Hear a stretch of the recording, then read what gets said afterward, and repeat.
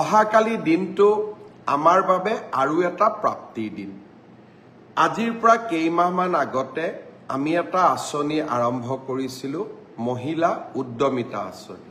অৰ্থাৎ অসমৰ আত্মসহায়ক গোটৰ সদস্যসকলক ব্যক্তিগতভাৱে উপাৰ্জনমুখী কামত জড়িত কৰিবলৈ 10,000 টকাকৈ আমি সহায় কৰিম।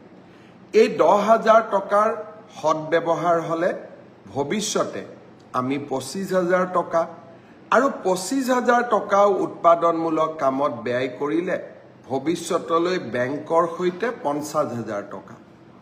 যেতিয়া মই এই আঁচনিটোৰ কথা কৈছিলোঁ, মহিলা সমাজে অত্যন্ত উৎসাহেৰে আগবাঢ়ি আহিছিল।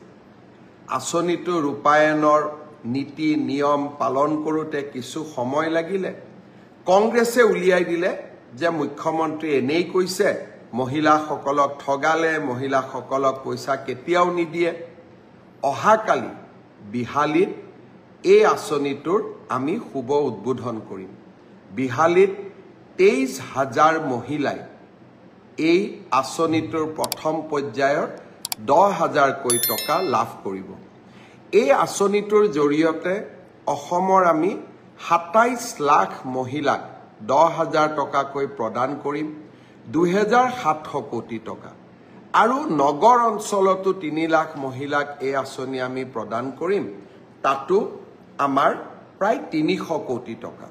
অৰ্থাৎ আমাৰ আই মাতৃসকলক উৎপাদনমুখী আৰু মহিলা সবলীকৰণৰ দিনত কালি আকৌ এটা বিশাল পদক্ষেপ।